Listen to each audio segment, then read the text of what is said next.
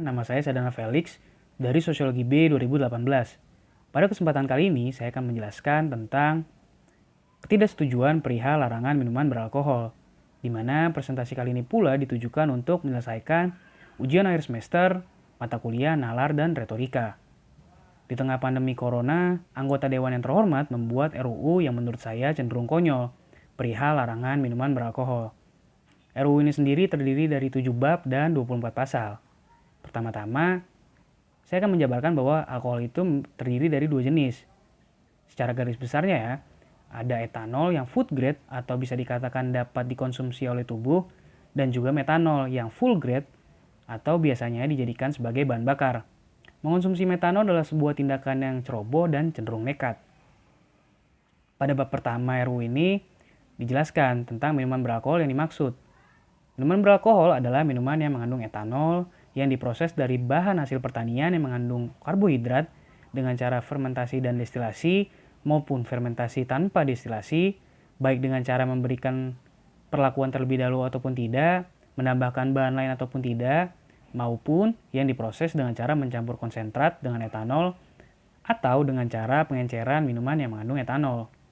Bab 2 menjelaskan tentang klasifikasi jenis alkohol yang dilarang, yaitu terdapat 3 golongan. Ada golongan A, B, dan C. Golongan A mengatur tentang minuman yang mengandung kadar alkohol di bawah 5%. Golongan B 5-20% dan golongan C 20-55%. Pada bab ini pula dijelaskan bahwa minuman alkohol tradisional dan racikan atau oplosan juga dilarang. Ngomong-ngomong soal oplosan, oplosan adalah minuman racikan yang paling tidak jelas dalam sejarah kuliner karena bisa dicampur dengan campuran apa saja. Contohnya, rebusan pembalut atau popok bayi, dan campuran obat lotion anti nyamuk dengan kopi, dan masih banyak lagi yang tujuannya ya mabuk murah meriah. Tujuan RUU ini sendiri dapat kita lihat pada bab 3, yaitu melarang produsen, penjual, dan juga konsumen minuman beralkohol dengan disertai ancaman pidana dan juga denda. Tetapi terdapat pengecualian yang diatur dalam pasal 8 terkait untuk kepentingan terbatas. Adapun kepentingan terbatas yang dimaksud adalah kepentingan adat, ritual keagamaan, wisatawan, farmasi, dan juga tempat-tempat yang diizinkan oleh peraturan perundang-undangan. Lantas, mengapa saya tidak setuju? Ada beberapa faktor. Faktor yang pertama adalah kultur minum dan memproduksi alkohol telah berkembang dan ada di Indonesia bahkan sejak zaman kerajaan. Pada sebuah zin yang ditulis oleh Aji Prasetyo yang berjudul Panduan Singkat Agar Tidak Mati Konyol Karena Alkohol, melampirkan sebuah data yang dikemas dengan bentuk animasi ataupun komik bahwa tahun 1293, pasukan Raden Wijaya berhasil memporak-porandakan 30.000 invasi pasukan Mongol. Dan kunci kemenangannya terletak pada Arak Tuban, di mana para pasukan Mongol ini dijamu hingga mabuk dan kemudian diserang secara mendadak. Beberapa daerah pun punya tradisi minum alkohol dan membuat alkohol sejak dahulu.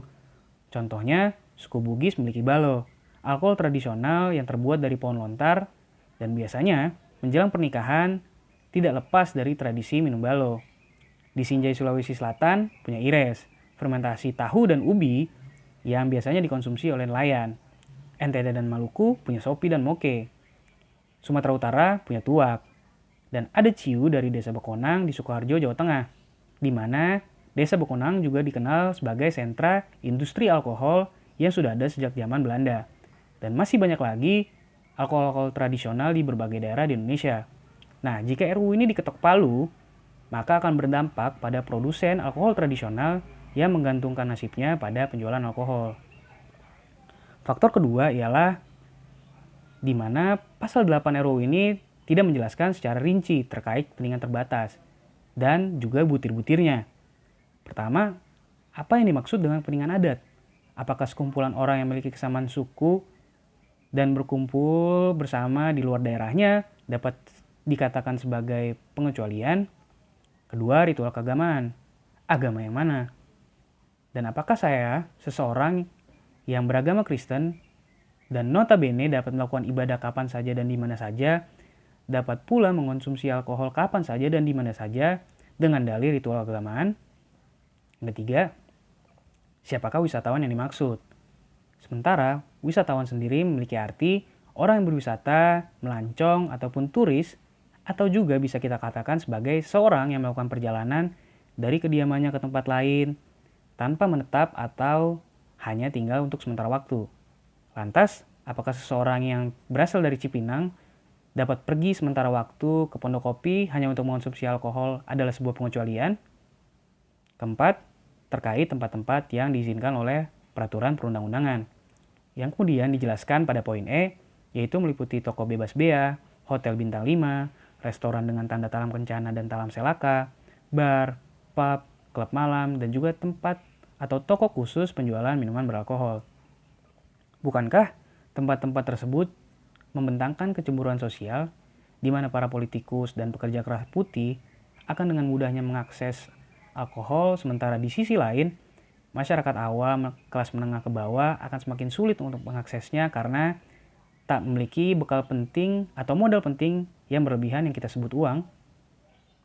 Saya pun tak menemukan urgensi pada RUU ini, karena Felipa Amanta, peneliti lembaga The Center for Indonesian Policy Studies atau CIPS, dengan merujuk data WHO mengatakan, Indonesia merupakan salah satu negara dengan tingkat konsumsi alkohol terendah di dunia. Tingkatan konsumsi alkohol di Indonesia hanya sekitar 0,8 liter per kapita. Jika dibandingkan dengan negara Asia Tenggara lain, akan sama teramat jauh. Di mana angka konsumsi alkohol di negara Asia Tenggara lain berada di angka 3,4 liter per kapita. Tetapi dari data yang sama, Felipa pun menjelaskan bahwa sebagian besar konsumsi alkohol di Indonesia itu unrecorded atau ilegal. Ya, seperti banyaknya kasus minuman oplosan itu sendiri. Menurut data CIPS, lagi-lagi, total jumlah orang yang meninggal dunia karena miras oplosan dari tahun 2008 hingga 2018 mencapai 840 orang. Dan masih menurut data yang sama, alasan yang mendorong mereka melakukan hal itu mayoritas karena pertimbangan ekonomi. Sebanyak 49% mengaku termotivasi mengonsumsi minuman beralkohol ilegal atau oplosan karena harganya jauh lebih murah. Sementara 21% lainnya mengaku minuman itu juga mudah didapatkan di warung-warung terdekat. Melalui data dan temuan-temuan saya sebelumnya, saya menarik kesimpulan bahwa pelarangan ini nantinya cenderung akan membawa masalah baru. Bukan tidak mungkin, pelarangan ini justru dapat meningkatkan kasus penggunaan miras oplosan di masyarakat. Jadi menurut saya, pemerintah, khususnya para anggota DPR, alangkah baiknya melakukan sebuah riset mendalam terkait bagaimana hubungan masyarakat dengan alkohol dan ditinjau dari berbagai aspek, baik historis, psikologis, sosial dan budaya, dan juga ekonomi sebelum merancang undang-undang terkait minuman beralkohol. Kemudian yang tak kalah penting adalah strategi untuk mengedukasi masyarakat terkait dampak minum alkohol yang berlebihan dan juga regulasi peredarannya. Sebetulnya jika berbagai minuman alkohol tradisional di berbagai daerah di Indonesia ini diuji kelayakannya untuk dikonsumsi dan dilegalkan, akan sangat berdampak pada sentra industri alkohol. Contohnya seperti Desa Bekonang. Juga akan berdampak pada sektor pariwisata, dan jika diekspor, bukan tidak mungkin mengangkat laju pertumbuhan ekonomi. Karena pernah terjadi di abad 17, di mana arak Batavia pernah populer di Swedia, hingga pernah ditulis di New York Times. Dan untuk teman-teman yang setuju pada pelarangan minuman beralkohol pun sebetulnya sah-sah saja. Apalagi jika kita merunut pada kitab-kitab suci keagamaan dan dampak negatif yang dibawa alkohol pada tubuh. Tetapi bukan berarti kita menyangkal dan menafikan realitas sosial dan budaya di Indonesia, kan konsumsi dan produksi alkohol itu telah berkembang dan ada bahkan sebelum Indonesia merdeka. Akhir kata, saya ingin berterima kasih kepada Bapak Robertus Robert selaku dosen nalar dan retorika untuk pembelajarannya selama 1 semester ini. Terima kasih telah mendengarkan dari awal hingga akhir. Selamat siang waktu Manchester dan selamat malam waktu Indonesia bagian Barat.